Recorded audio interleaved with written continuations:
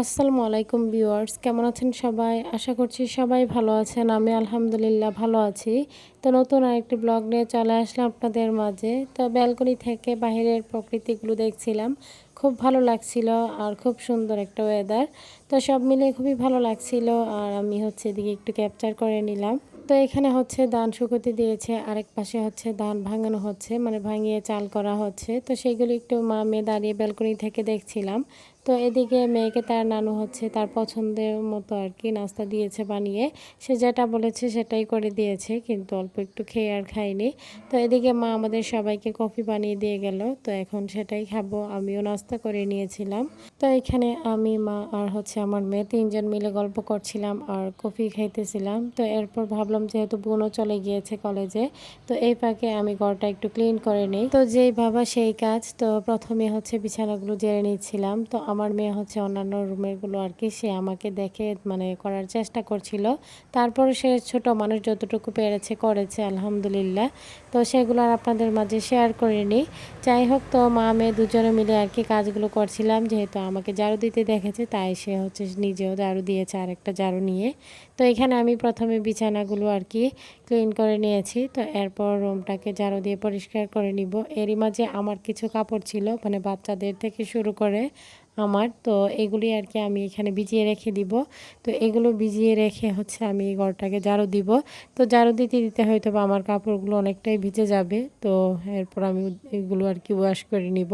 তো ভিডিও দেখতে দেখতে যারা এই পর্যায়ে চলে এসেছেন, শুরুতে লাইক দিতে ভুলে গিয়েছেন, তারা অবশ্যই একটি লাইক দিয়ে ভিডিওটি কন্টিনিউ করবেন।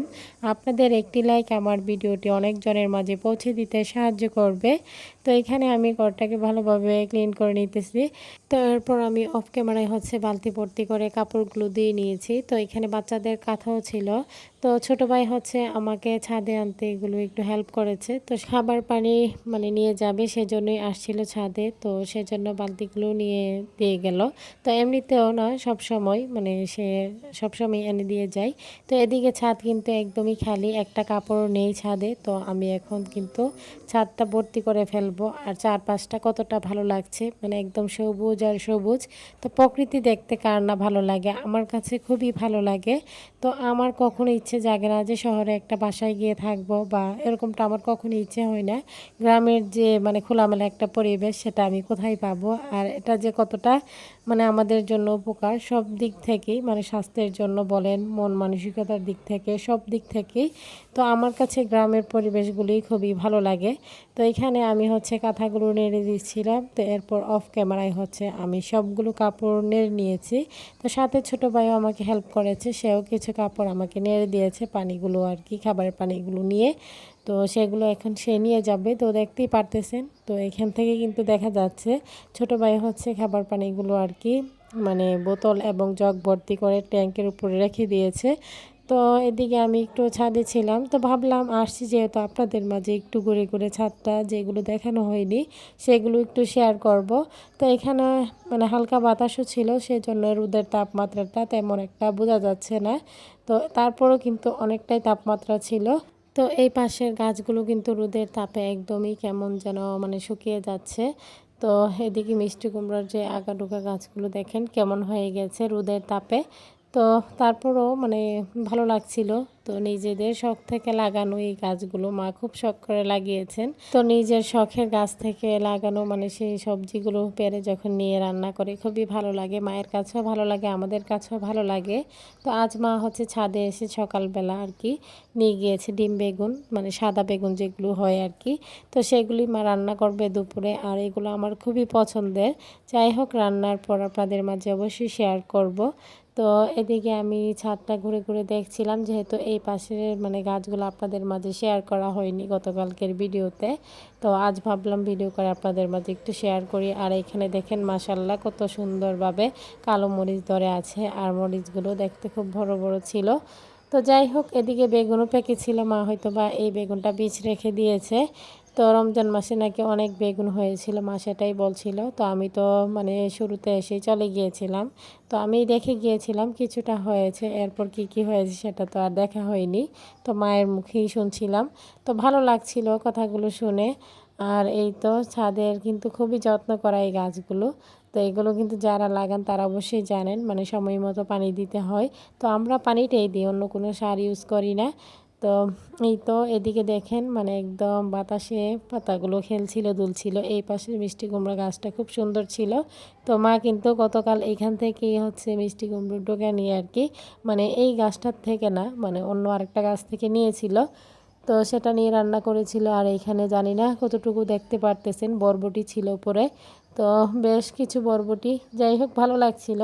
তো ছাদ থেকে ঘুরে এসে হচ্ছে আমি শাওয়ার নিয়ে নিয়েছি। তো এদিকে মা হচ্ছে দুপুরে যে সকালে যে ডিম বেগুনগুলো নিয়ে আসছিল, তো সেটা দিয়ে মাছ দিয়ে এখানে রান্না করেছে। সাথে হচ্ছে গাছের টমেটো দিয়ে মাছ দিয়ে টক রান্না করেছে, আর ছিল হচ্ছে মাছ বোনা।